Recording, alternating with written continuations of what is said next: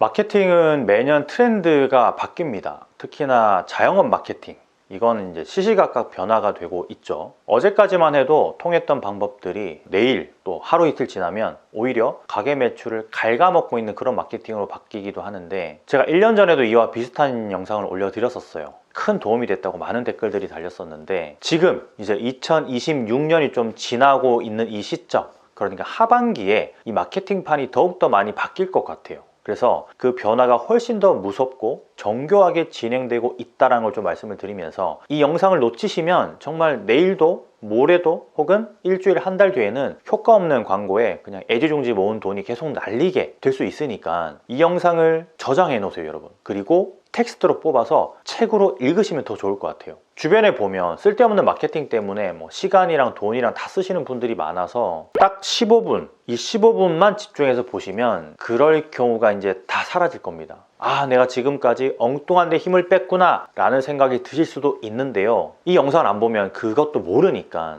필히 시청하시고 적용해 보시면 좋겠어요. 장사의 판을 바꿀 수 있는 이 5가지 꼭 참고하세요, 여러분. 첫 번째는 트렌드 중에 트렌드인데요, 바로 네이버 AI입니다, 여러분. 네이버는 이미 에이전틱 서치라는 엄청난 시스템을 도입을 했습니다. 이거 모르시는 분들 없으시죠? 모르면 안 됩니다. 자, 쉽게 말하면 네이버 검색창이 단순히 정보를 찾아주는 것에서 속마음을 꿰뚫어 보는 것으로 바뀌었다는 거예요. 자, 이게 무슨 말인가 하면, 예전에는 뭐 누가 잠실 맛집이라고 쳐도 똑같은 1등부터 10등까지의 매장을 보여줬습니다. 하지만 2026년 지금은 아닙니다, 여러분. 검색하는 사람의 평소 취향, 검색 기록, 방문 기록, 어떤 글과 기사를 많이 봤는지, 결제 데이터, 이런 것까지 AI가 싹 다 분석해서 이 사람한테 맞는 매장을 골라줍니다. 예를 들어 볼게요. 어제 파스타 맛집을 검색하고 평소에 데이트 코스 글을 많이 보던 20대 여성이 잠실 맛집을 검색하면 AI는 조용하고 분위기 좋은 파스타집을 메뉴에 띄워줍니다. 광고가 될 수도 있고요, 광고가 아닐 수도 있겠죠. 자, 반대로 평소에 회식 장소나 주차 가능한 식당을 찾던 40대 남성이 똑같이 잠실 맛집을 검색하면 주차장이 넓은 고깃집이나 횟집 같은 곳들을 먼저 보여줍니다. 이제 이런 형태가 더 확대될 거예요. 지금은 좀 더 소극적이지만 개인화로 바뀐다라는 거죠, 이거 자체가. 즉, 우리는 이제 순위의 목숨을 건다기보다는 플레이스가 한 컨셉에서 독보적으로 잘 노출이 될 수 있게끔 운영을 해야 한다는 뜻이기도 합니다. 확실한 컨셉만 있다면 AI가 그 컨셉을 좋아하는 손님 앞에 우리 가게를 쓱 하고 밀어 넣어 준다는 거죠. 비싼 광고비 안 써도 진짜 우리 집을 좋아할 손님을 만날 기회가 열리는 거예요. 그런데 왜 네이버는 이런 짓을 하는 걸까요? 바로 심리학에서 우리는 그걸 깨뜨려 볼 수 있는데요, 선택의 역설 때문입니다, 여러분. 선택의 역설. 선택지가 너무 많은 거예요, 요즘에는. 그러니까 오히려 사람들은 이것 때문에 스트레스를 받습니다. 아무것도 선택하지 못해요. 네이버는 손님이 수백 개의 식당 리스트를 보면서 피로감을 느끼길 원치 않습니다. 대신에 AI가 당신은 이걸 좋아하죠? 라고 딱 잡아주길 원하는 거예요. 그래야 네이버가 제 기능을 정확하게 하는 플랫폼이 되는 거니까. 검색 플랫폼. 그래서 예전에는 플레이스를 상위 노출시킬 수 있는 어떤 계산식, 알고리즘, 이게 있다고 믿고 계속 그런 형태로 발전이 돼 왔잖아요. 이제 그런 게 천천히 없어질 겁니다. 그래서 그런 강의를 하시는 분들도 설 자리가 없게 될 수도 있어요. 오히려 컨셉을 잘 잡는 방법, 기획을 잘 하는 방법, AI가 좋아하게끔 구조를 잘 짜는 사람들이 돈을 더 많이 벌 수 있는 가능성이 큰 거죠. 자, 두 번째는 네이버의 가두리 전략입니다, 여러분. 이거 정말 중요한 건데요, 지금부터 좀 더 집중해서 한번 들어봐 주세요. 네이버가 얼마 전부터 좀 이상했죠. 변화도 엄청 많이 주고요. 플레이스 플러스, 커넥트, 자영업자분들을 대상으로 이것저것 테스트도 엄청 하고 있었잖아요. 왜 이렇게 갑자기 변했을까요, 네이버가? 조용하다가 파워링크를 아래로 내리고 플레이스를 제일 위로 올리고, 플레이스에도 막 상당한 변화가 있었죠. 클립을 플레이스에 집어 넣어가지고 트래픽에 도움을 주기도 했고. 자, 이런 세세한 내용들을 아는 것도 중요한데요, 왜 네이버가 이러는지를 우리가 알면 대처하기가 쉬워지겠죠. 즉, 원리를 알면 해석이 쉬워지는 거예요, 여러분. 지금 네이버는 아주 급합니다. 진짜 이런 말까지 드리면 좀 그렇지만 인지가 확실히 되라고 이런 말까지 드릴게요. 급동입니다. 급동이에요. 네이버가 엄청 급합니다. 유튜브 쇼츠, 인스타그램 릴스, 틱톡 이런 플랫폼한테 뺏긴 손님들을 다시 네이버 안으로 가둬두고 싶거든요. 보통 우리가 이걸 경제학에서 락인 효과라고 하는데요. 한번 들어오면 자물쇠를 꽉 채워서 못 나가게 하는 건데 네이버는 이게 많이 유실됐어요. 인스타그램이랑 틱톡이랑 쇼츠에. 네이버의 목표는 딱 하나밖에 없습니다. 검색도 네이버에서 하고, 예약도 네이버에서 하고, 결제도 네이버에서 하고, 모든 정보가 네이버에 들어왔으면 좋겠는 게 네이버의 목표인 거예요. 그리고 마지막 리뷰까지 네이버에 남기게 하는 게 네이버가 결론적으로 원하는 겁니다. 이 모든 과정이 네이버 안에서 일어나야 네이버는 엄청난 빅데이터를 갖게 되는 거고, 그게 곧 돈이 되는 거예요. 이걸로 많은 사업들을 할 수 있거든요. 지금도 이걸로 많은 사업들을 하고 있잖아요. 그래서 네이버는 자기네 시스템을 군말 없이 잘 따라주는 매장을 말 잘 듣는 우등생으로 낙점하는 거예요. 단순히 손님이 많이 오는 매장이 아니라 네이버의 기능을 적극적으로 써서 데이터를 많이 만들어서 네이버에 보내주는 매장들을 골라서 상을 주고 네이버 플레이스 상단에 더 노출해 주겠다라는 거죠. 매년 네이버가 상을 주는 매장들을 보면 그런 데이터들을 많이 만들어서 네이버에 보낸 매장들한테 상을 주고 있습니다. 그래서 지금 사장님들이 무조건 올라타야 되는 아주 쉬운 노다지 밭이 있는데 바로 그게 네이버 클립입니다. 클립. 이미 클립에 한물 갔어요 라고 하실지 모르겠는데요. 아닙니다 여러분. 정말 중요합니다. 플레이스 점수를 확실하게 딸 수 있는 곳이 클립이에요. 블로그나 우리가 카페 게시글이나 또 영수증 리뷰나 이런 것들보다 노출도가 2배, 3배 이상 많은 게 클립이라고 보시면 돼요. 특히나 20, 30대 손님들한테 노출이 더 잘 되는 느낌이 있습니다. 화려한 어떤 편집? 사실 그런 거 필요 없어요. 요즘 손님들은 오히려 세련된 광고 영상보다 그냥 투박한 걸 더 좋아합니다. 현실적인 거. 그냥 신선한 재료, 사장님이 막 손질하는 거 이런 거 10초, 20초 이런 게 훨씬 더 반응이 좋아요 여러분. 요즘에는 그래서 클립 체험단도 따로 있습니다. 결국은 네이버가 제발 이것 좀 써주세요, 이거 활용해주세요 라고 하는 거 꼭 하셔야 됩니다 여러분. 네이버가 아직도 많이 밀어주고 있어요 클립 자체를. 그런데 이제 많은 분들이 그거 귀찮아, 나는 그냥 블로거 체험단이나 할래, 이렇게 하시는 분들이 많죠. 근데 네이버가 차려놓은 밥상에 숟가락 안 뜨고 발로 차는 거나 마찬가지예요 여러분. 참고로 이 블로그 체험단도 지금은 약간 아리송한데 지수, 우리가 흔히 말하는 그 블로그 등급도 이제는 약간 무용지물이 된 거 아시죠? 예전처럼 지수 조회해서 뭐 블로그 선택해서 뭐 블로그 체험단 부르고 이런 시기가 지났어요. 우리가 이제 자주 조회해보는 그 브리덱스도 지수에 대한 서비스를 종료를 한다고 이제 공지사항도 이제 올려놨는데, 네이버의 API 변경으로 인해서 더 이상 제대로 된 네이버 지수를 받아올 수가 없다라고 공지에 올려놨습니다. 즉 네이버에서 더 이상 지수에 대한 API 데이터를 제공하지 않는다라는 거예요. 자, 세 번째는 여전히 잘 통하고 있는 마케팅 트렌드 중에 하나인데요. 바로 뇌를 자극하는 칼폭 이미지입니다. 칼폭. 여러분 칼폭 이미지 들어보셨는지 모르겠는데, 칼폭이라고 하는 거는 칼로리 폭발의 줄임말입니다. 혹시 지금 우리 가게 네이버 플레이스에 어떤 사진이 첫 번째로 걸려 있는지 아세요? 한번 보셨나요? 아직도 10년 전에 유행하던 배경 다 날려버리고 음식만 덩그러니 있는 그런 눕기 사진이나 매장 입구 사진, 간판 사진 이런 거 올려놓으신 분 있으시죠? 안 됩니다. 네이버 플레이스 사진도 역사와 흐름이 있어요. 처음에는 우리가 가게 입구랑 뭐 간판 보여주면서 우리 매장이 이렇게 생겼고 우리 여기 있어요 라고 알리는 정보 위주였죠. 그러다가 2010년대 들어서는 사진 작가들이 찍은 그 정갈하고 완벽한 스튜디오 컷이 유행했어요. 그 다음에 이제 인테리어와 음식을 같이 보여주는 분위기 샷이 유행을 했고, 한때는 막 상다리 부러지게 차려놓은 떼샷이나 뭐 술병을 병풍처럼 깔아놓은 그 술 병풍샷이 유행을 했었죠. 인스타그램도 장악을 했었고요. 그런데 지금은 여러분 그 유행이 지나갔습니다. 지금은 어떤지 아세요? 이제 사람들은 너무 인위적이고 완벽한 사진을 보면 본능적으로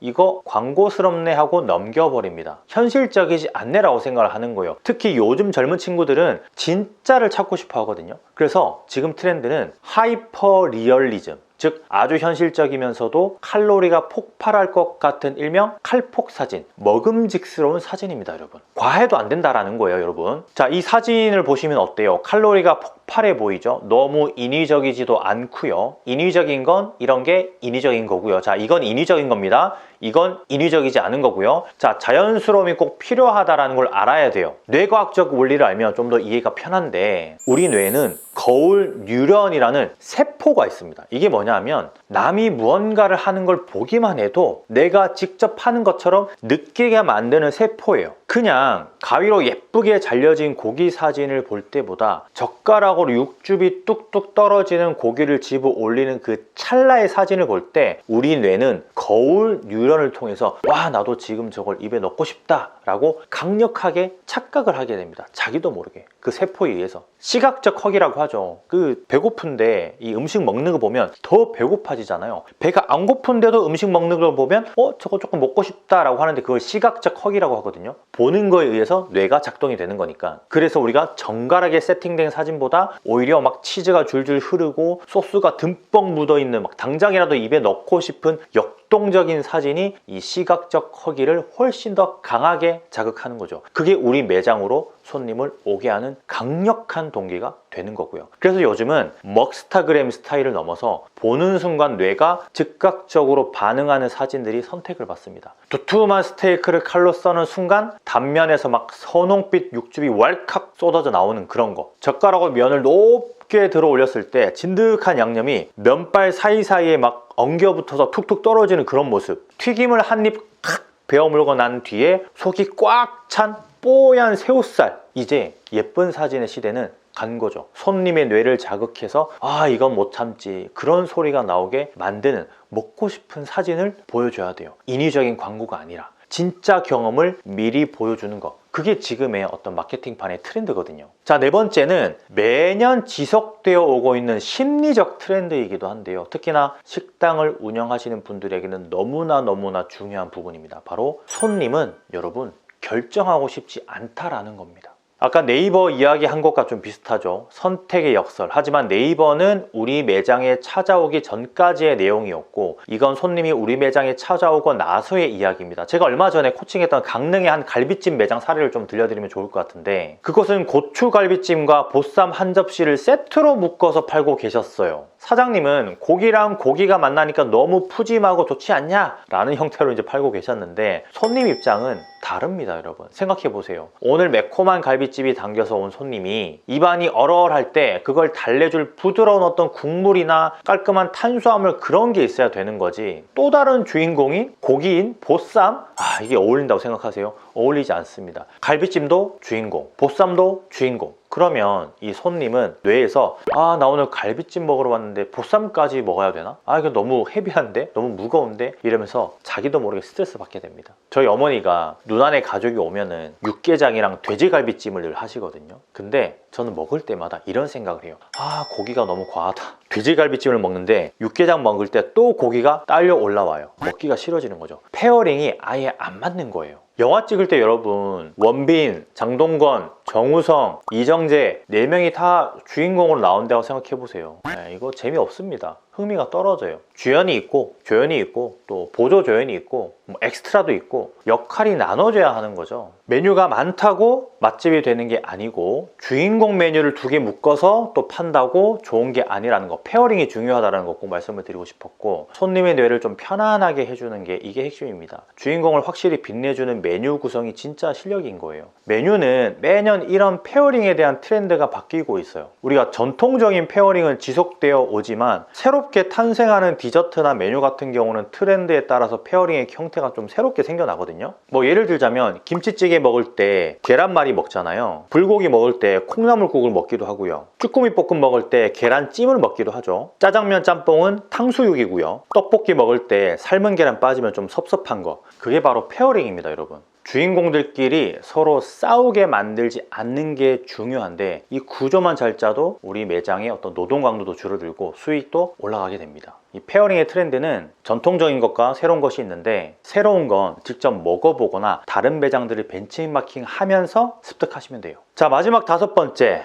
이게 진짜 좀 죄송한 이야기이긴 한데요. 트렌드라기보다는 새로운 발상의 전환입니다. 제가 최근에 베트남 요리 매장을 코칭하다가 이렇게 한번 해볼까 라고 생각하고 했던 게 바로 먹혔어요. 그게 뭔가 하면 심리적 부채입니다. 여러분, 심리적 부채 마케팅. 이 사장님은 매달 인플루언서에 기대는 장사를 하고 계셨는데 한 달에 50만 원 정도를 들이면서 릴스 마케팅을 한 건씩 꾸준히 하셨어요. 그런데 사실 이 릴스 마케팅이 단기간에 폭발력을 내기에는 좋지만 장기적으로 이어지기에는 좀 쉽지 않거든요. 등락폭도 크고요. 또 영상이 안 터지면 그 돈은 날아가는 건데 뭐 2달에 한 번씩 터지긴 했더라고요. 한두 번쯤은 이걸 해볼 법합니다. 하지만 이 릴스 마케팅으로 온 손님들은 멀리서도 오는 손님들이기 때문에 단골이 되기가 좀 쉽지 않아요. 재방문이 어려운 구조라는 거죠. 그냥 흥미만 보고 그 매장을 찾아오는 손님들이 많기 때문에. 그래서 사실 인플루언서를 보고 오는 그런 손님들은 우리 가게 음식이 맛있어서 라기보다는 좀 자극적인 트렌드를 쫓아온 그런 뜨내길 확률이 높습니다. 더 예쁘고 더 화려하고 좀 재밌어 보이면 찾아가는 그런 족들이 있거든요. 그런 분들은 단골이 되기는 힘들고 인플루언서가 올리는 음식점들만 찾아다니기 때문에 일회성 손님인 거죠. 딱 그 상황이었어요, 이분이. 진짜 우리 가게를 먹여 살리는 찐 단골들은 없는 상태였던 거죠. 여기서 우리가 좀 중요하게 생각해야 될 건 의외로 여러분 아날로그를 생각하셔야 된다는 겁니다. 디지털이 아니라 인플루언서를 컨택하고 협상하고 부를 시간에 주변 상가나 사무실에 직접 돌아다니는 거, 여러분 진짜 이게 원시적인 방법이라고 생각하실 수 있겠지만 아니에요. 오픈했을 때만 무언가 뭐 전단지를 돌리거나 음식을 드리거나 이런 게 아니라 지금 해도 됩니다. 이게 제가 말씀드리는 심리적 부채 마케팅이에요. 다른 마케팅 비용에 투자할 거를 좀 절감해서 그렇게 해보면 확실히 반응이 있는데, 이분도 베트남 요리였기 때문에 뭐 베트남 요리를 돌리기에는 좀 쉽지 않아서 요즘 잘 나가는 그 퓨전형 떡집에서 답례품을 조금 구비해가지고 돌렸습니다. 이거 맛있거든요. 이 떡에 막 치즈도 들어가고 그런 게 있는데, 그리고 거기다가 편지를 다 썼습니다. 손으로 써가지고 복사해가지고 쭉 몇백 장 뽑아가지고 같이 돌렸어요. 하루에 이제 한 10군데씩 돌아다니면서 그렇게 30일을 꼬박꼬박 했는데 장난이 아니었습니다. 결과가 점점 손님이 많아지더니 재방문율도 동시에 같이 올라갔어요. 이 인플루언서 마케팅 50만 원을 오프라인에 투자한 결과 오히려 효과가 더 좋았다. 거리가 가까우니까 만족만 하면 재방문을 다시 하더라. 만족하지 않더라도 대안이 없을 때는 이 베트남 식당을 가더라, 손님들이. 여러분 동네에 있는 식당 한번 생각해 보세요. 여러분이 그 식당이 너무나 맛이 뛰어나서 그 식당을 가는 게 아닌 경우가 꽤 많습니다. 대안이 없어서 그 식당을 가는 경우도 있어요. 그런 매장이 돼야 됩니다. 우리는 동네에서 장사를 하는 거니까. 그래서 처음에 제가 심리적 부채 마케팅이라고 말씀을 드렸는데, 작용되는 원리는 이게 상호성의 법칙이에요. 누군가에게 예상치 못한 호의를 받으면 아, 나도 저 사람한테 뭐라도 한번 해줘야 되는데 라는 생각 때문에 매장을 그냥 한번 가는 거죠. 공짜로 그냥 떡 하나 받았을 뿐인데 이 떡 먹고 이 매장에 한번 가주는 겁니다. 근데 한번 가봤는데 괜찮네? 나쁘지 않네? 우리 집이랑 가깝네? 그러면 이제 2번, 3번 가게 되는 겁니다. 보통 온라인 광고의 어떤 전환율, 노출수 대비 뭐 1%만 돼도 이제 대박이라고 하는데, 이거는 무려 30%가 넘었던 것 같아요. 제 기준에서는. 거의 300군데를 다녔는데 거의 보름 안에 100팀 정도가 왔으니까 그 상가 사람들이 전환율이 미친 거죠. 보통 이런 얘기를 제가 드리면 아이고 그래도 내가 사장인데 어떻게 그거 막 구질구질하게 뭐 편지 써가지고 떡을 돌립니까? 라고 이렇게 생각하시는 분들이 있는데, 자존심이 상하는 게 떡을 돌려서 상하는 게 아니고 장사가 안 돼서 가게 문 닫을 때 자존심이 상하는 겁니다. 그걸 이해하셔야 돼요. 왜냐하면 다들 그 자존심 때문에 이걸 안 하거든요. 그래서 이거 하는 매장들 거의 없어요. 그러다 보니까 너무 블루오션 전략이 되는 거죠. 이거는 확실히 통합니다. 여러분 꼭 한번 해보세요.